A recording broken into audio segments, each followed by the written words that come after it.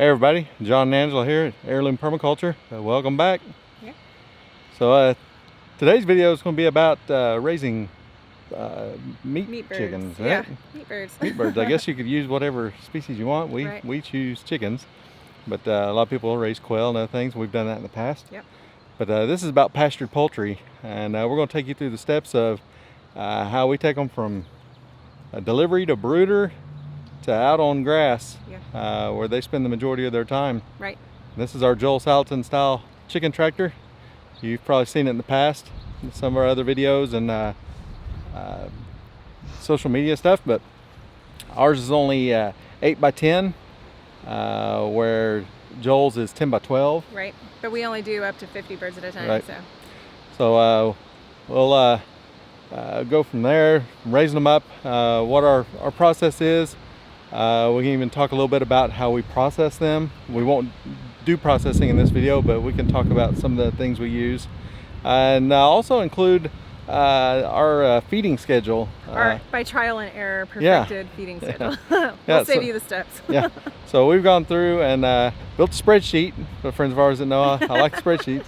It calculates how much feed to give every day based on the number of birds you have and how old they are. Yes. So we'll share that, and I'll see if maybe I can get that uploaded to maybe a location where you all can get access to it, and if so, I'll get a link down in the bottom here. Great. But so let's go over the chicken tractor a little bit, and also we'll show you the birds going in the brooder, and then we'll talk about kind of what our day-to-day is of raising about a year's worth of food of chicken for us. Yeah. In less than or right at 8 weeks. 8 weeks, yeah. So, definitely, because one bird will feed us twice in a week, so that's about one bird a week. And it'll do 2 full meals for everybody, and then 2 leftover lunches for me. Right. So it actually covers quite a few meals. It does. So, all right, let's get after it.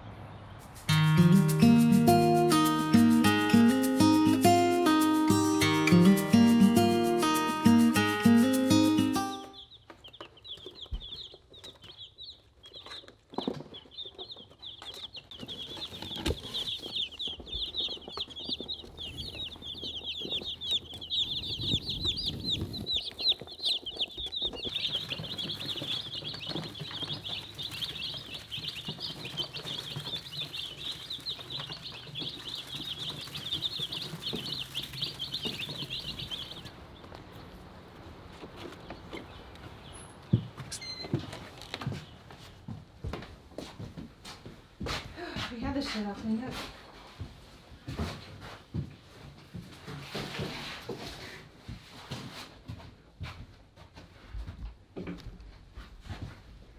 All right, we gotta come get the feeders, the bell water, the 5-gallon bucket for gravity water, which we use rainwater.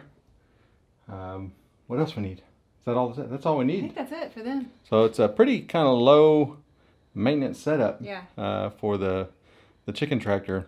We actually have 2 4-foot galvanized feeders. That way it gives plenty of shoulder space for that many birds. Right. And then the bell water, which, like I said, is gravity fed, automatically keeps water in there. Yeah. And all we do is set up here in a second. Yeah, all we gotta do is carry water out there when we carry feed out. So, and everything is off of the ground. So when we move it, we don't even have to pull anything out. We can show you that. Yeah. And it's a pretty good little setup. So. It's actually a pretty easy setup. Once you get through the initial work of getting it all done, it makes the day-to-day part simple. Well, it may be pretty dark in here. Probably. We're in the shed. It's got one little window and solar-powered lights. So we have a video on that. Yeah, there's a video. Check that out. All right, let's dig this stuff out of here.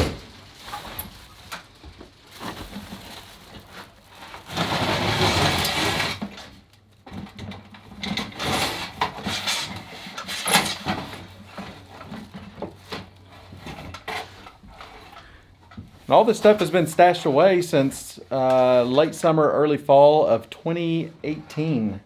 Because we actually didn't raise any meat birds last year. We raised enough in 2018 to last us, fed us through 2018, 2019. We still have three and we in have the freezer. 3 in the freezer. So we're probably going to run out before these birds are ready, because they've got about 5 weeks to go. Yep. So we're a couple of birds short, but we did pretty good. Yeah. We did 3 batches in 2018, Yes. I believe. So we sold a few of them. I don't remember how many. We sold quite a few, but then we put enough in the freezer to last all that time. 2 years. Yeah. It'd be. About a Well, year we and a ate half. the early part of 2018. Yeah. Right. We just ate them as we raised them, butchered them, Right. and then stored away that many. So almost 2 years worth. Yep. In one summer, and we didn't have birds on the ground the entire time that season. It was just 3 batches spread throughout the spring, summer, and early fall. Right. So.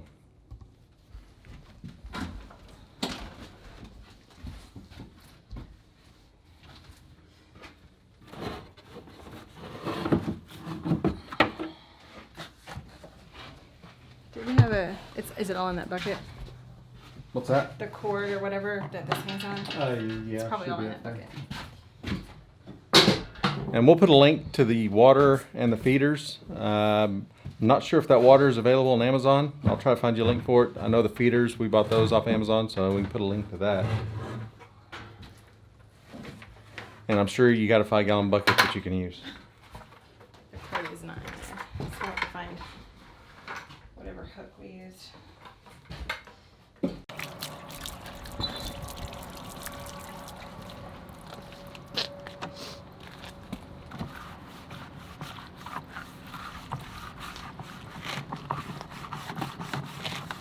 All right, so on the bale water, it has this counterweight in the bottom that kind of keeps it stable, hanging straight down, so it doesn't sway and knock the water out. So you fill it up with water, put the lid on, snap it on good.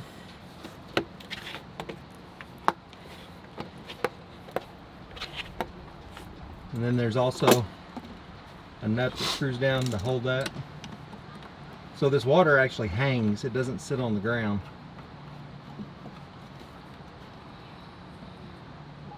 Make sure that's good and tight. Right? And then it's actually easier to carry without it being assembled. Is it? But you can go ahead and put that on there. So this is where the water comes out from in here, a little valve that's on the end of the tubing.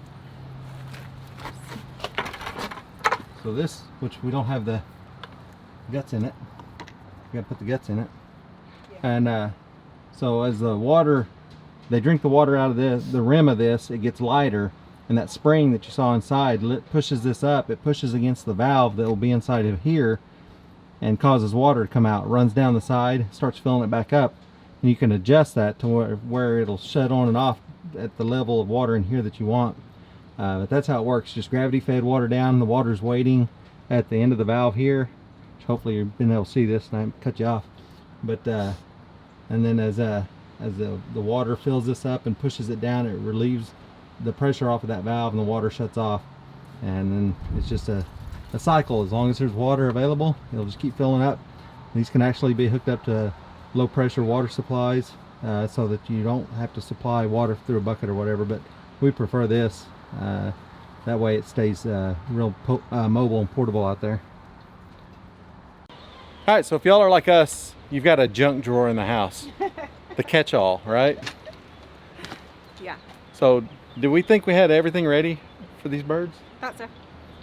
As you saw, we didn't have everything. We had to search for parts to hang the water, which I think all the parts I found was in vain, because I now remember seeing the hook out there in the chicken tractor. So I think everything's already there. We just got to hang the water. But down here on the supply line, we didn't have the little valve and screen that goes in the deal there. Where was it? In the drawer, in the kitchen. I don't know why. In the kitchen junk drawer. Not with any of the chicken feeders, waters, anything that goes with chickens. So while it was like, bam, that fast for y'all, we've spent about 20 or 30 minutes trying to find this.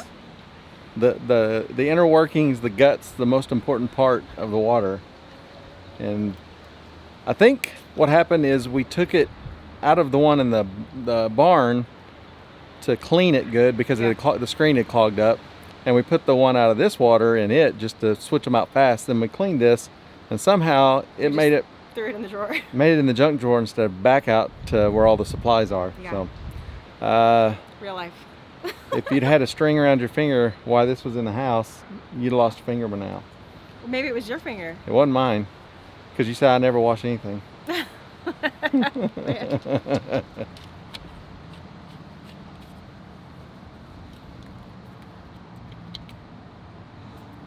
And then that just locks down into there. Just like that. So that little valve armature that's sticking out the bottom is resting on the top of the bell here. As that moves up and down, it activates that valve and lets the water through. But to get it out there, probably be easier to not have it attached.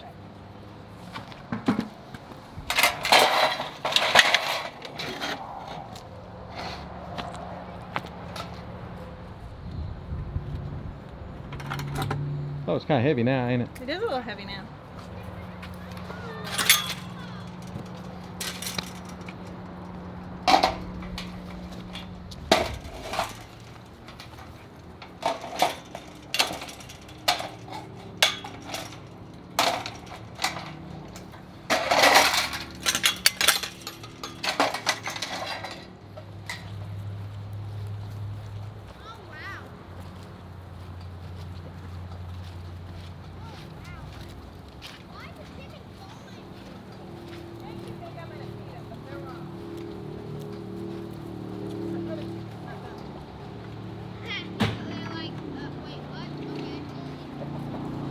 I was hoping that's why he was running after me.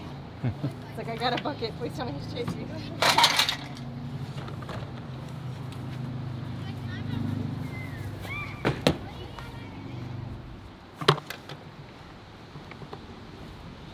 Which one's easier? That's facing. Yeah, we can bring the hose right through here. Right there. Oh, it's so much better since you put this door here. I don't have to climb inside to do it anymore. Yep.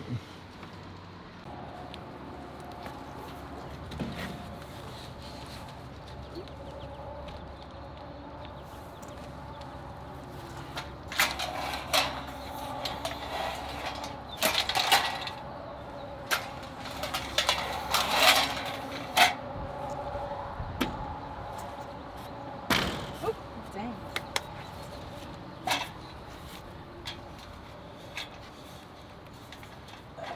Way back there, I forgot. That's what happens when we don't grow birds for a season. I forget where everything goes.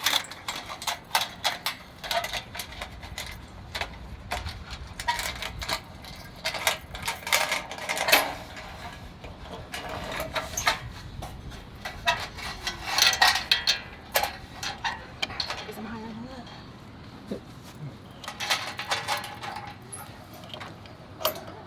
Be low enough for the little birds, so it's adjustable.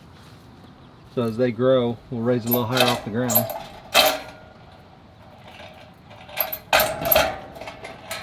That's a little high. Is it too high? Yeah, I don't know. I think this end's too high. Yeah. Go up a little more.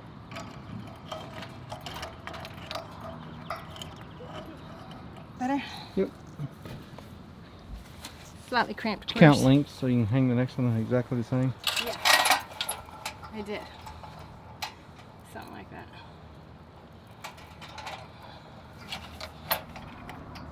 Actually, I didn't, but I will. I think that's right. I don't know. Zip the chains are the same length. Yeah.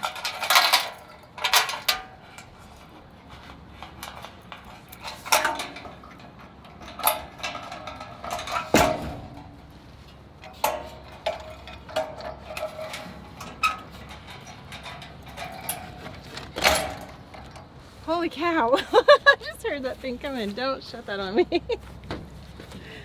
Oh my goodness. Wait. There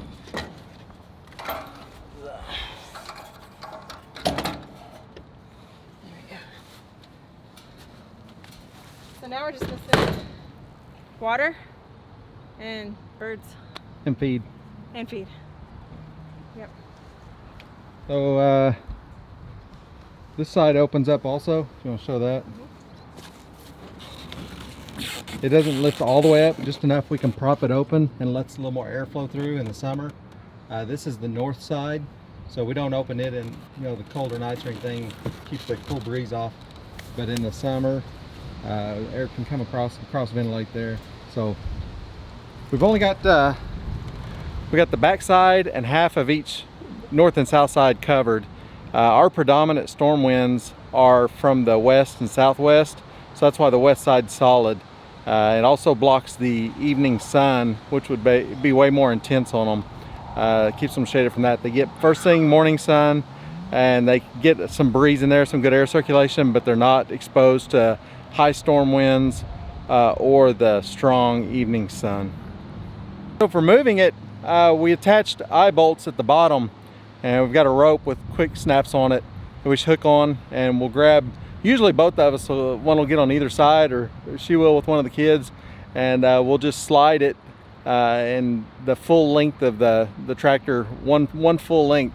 I just have her move it a little bit here just show you how it moves, but we're not going to move it a full length right now. You can't move it by yourself? No.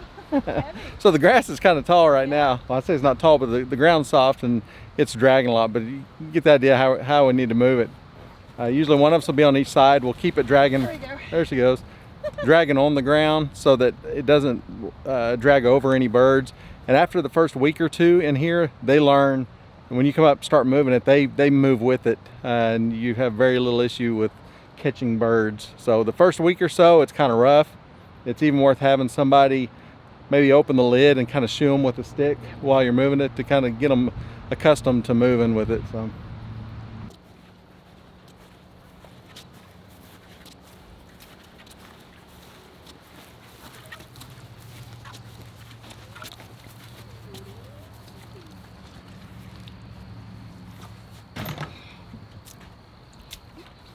Competing buckets. Yeah. Trash flying out was. That's funny.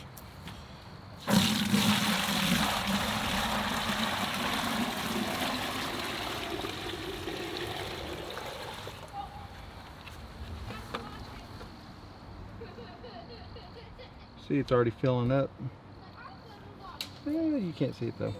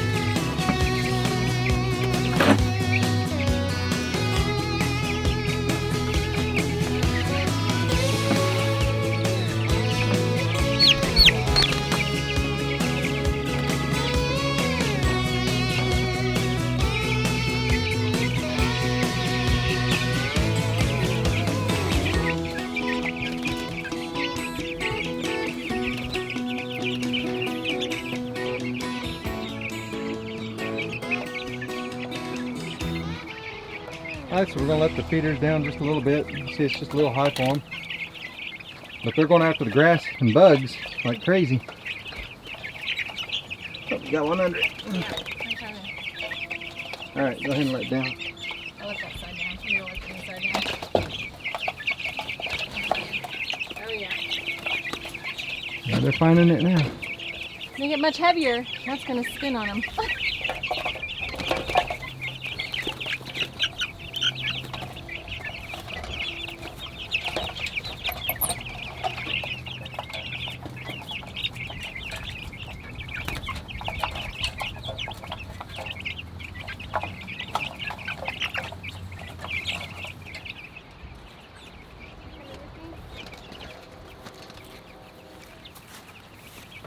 Add it right in their food. Huh? Just add it right in their food.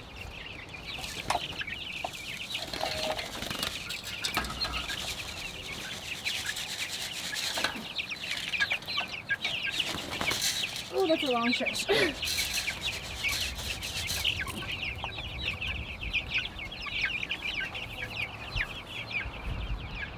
That's just a little bit more grit. Keep it in the feeder, and they'll just eat of it what they want. Since they're out on grass here, there's nothing grit-wise for them to get. I mean, I'm sure there's something, but not near as much as just puts a free choice for them. We normally time it where we can bring them out from the brooder at 12 to 14 days old, depending on the weather. And this year, this batch, we had a spell of freezing nights, and it's not done getting cold. It's just not going to be near that cold. And they weren't feathered out as much as they are now, and it was getting down to freezing. So we went ahead and kept them in the brooder almost another full week. Yeah. So they're actually a week older than we normally like to have them to come out on grass, and that was, you know, for their benefit. And then we could put a little bit of bedding down, a little bit of straw or some shavings to get them off the cold ground, and we might have to do that tonight or tomorrow night. Yeah. Especially tomorrow night. It's supposed to be a little cooler than tonight. Kind of give them the best chance here. I think they'll be all right. They're not fully feathered, but they're pretty well feathered out, so they should be good. They tend to huddle together pretty well. Yeah, too. they do. But they mass up together and Yep. keep each other warm. They do. So as long as it stays dry, they'll be fine even on a colder night. If we got really cold and it rains or something, then that's more of a concern. If they get wet, they can't warm up. So as long as they stay dry, they should be okay. Well, behind me is our pasture. Some call it a lawn. That's why we call this Backyard Pastures Farm.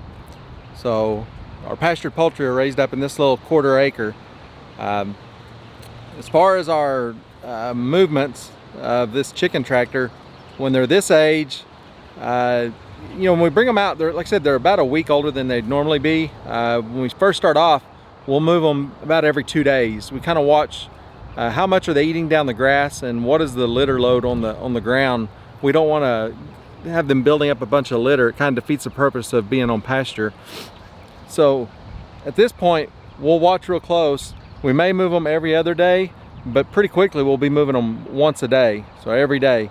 And that'll go a few weeks. We're talking about 52 days from hatch to harvest, so it's not a lot of weeks in the middle there. And again, we'll watch the grass and watch the litter load, and that towards the end we'll be moving them twice a day.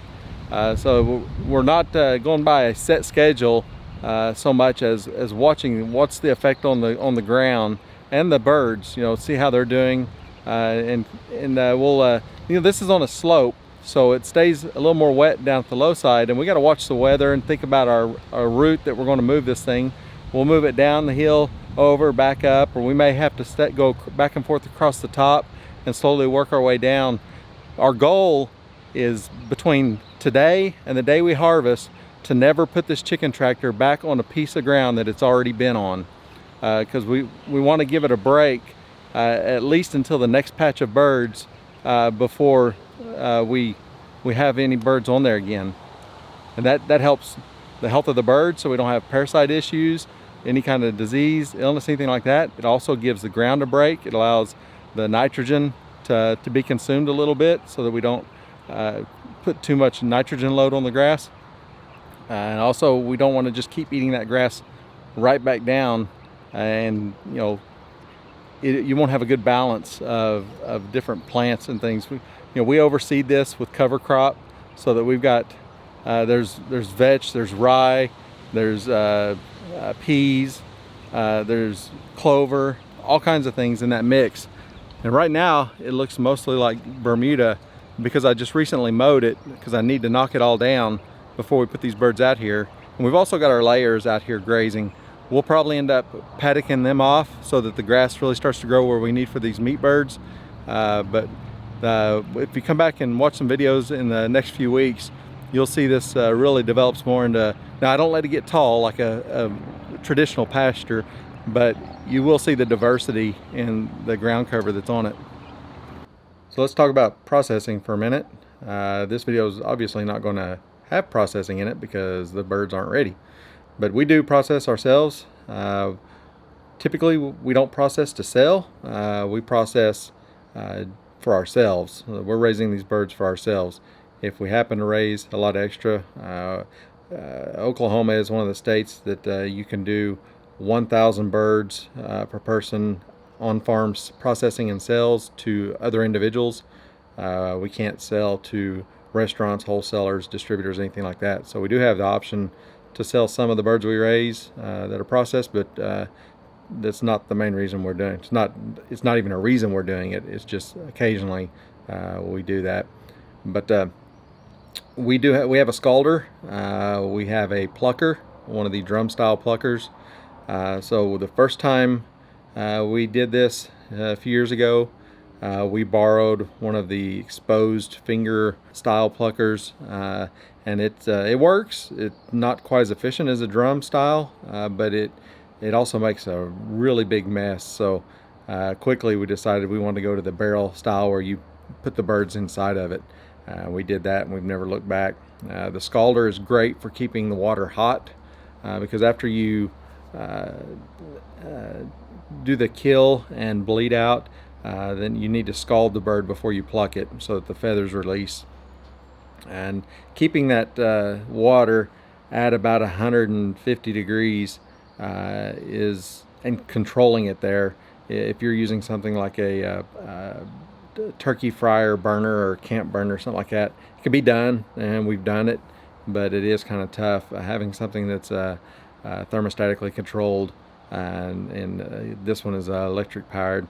It works a lot better. It takes longer to get the water up to temperature if you use that only, but if you can boil the water in a turkey fryer type setup, or get it close to boiling, and add each pot full in the scalder until you get it full. I think ours is like 15 gallons. So doing it that way, it takes a little while to fill it up, or you can several hours before go ahead and plug it in, get it started, get the water heated up before you're ready for it. We've had people come help with processing. We've taught people how to process. Many hands make light work, but we've also done as many as 57 birds, 56 birds with just the two of us. And it took the better part of a day. We'll start first thing in the morning, and we'll have our little line going.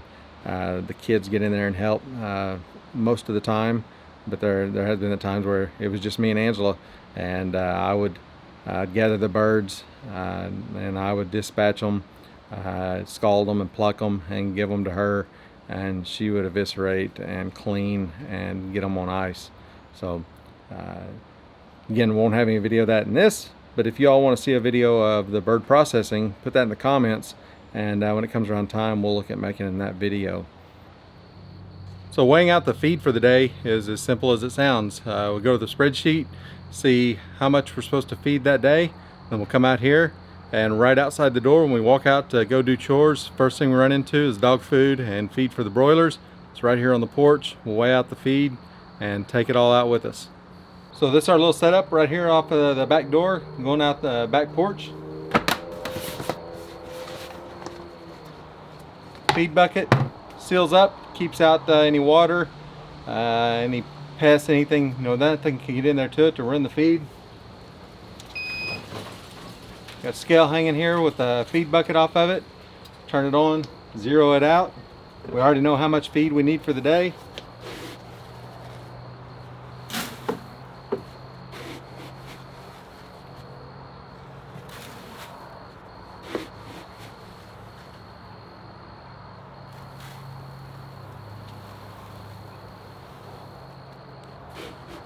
Today's about 8.37.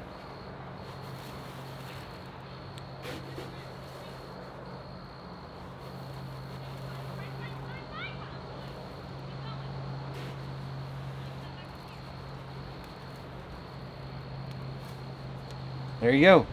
Exactly 8.37.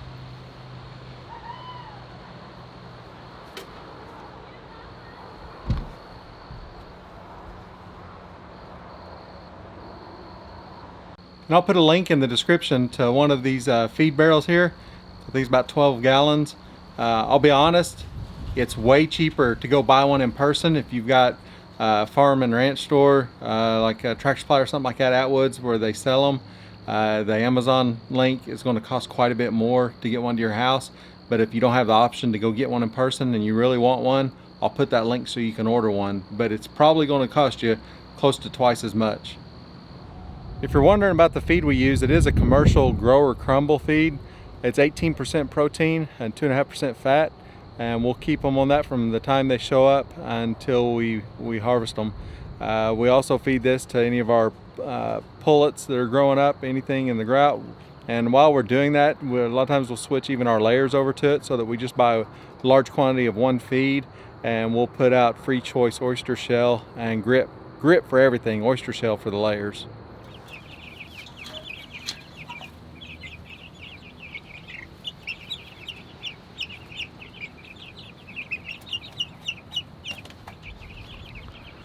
It's been about an hour since we put them in here. You can see they've calmed down good. They've spread out. They found the feed, the water. They're foraging grass and bugs as much or more than they're eating the feed. It doesn't look like they've eaten a lot of the feed yet, but they're out there scratching around and eating all the good stuff. So I think this was a successful transition. I think we've talked about every aspect of growing the birds. So if you have any questions, be sure to leave them in the comments, and we'll try to answer those. And maybe you'll have enough for another video. Hopefully we covered everything we need to. So let's say, it's a great idea to grow your own meat. We choose to raise pastured poultry, and because we eat a lot of chicken. We do. And it's great to know everything that's gone into those birds and how they've been treated the entire time. So. Yeah, and they taste better. And they do taste better. So, but all right, well, appreciate y'all hanging out with us again, and I guess we'll see you next time. Yep. Bye.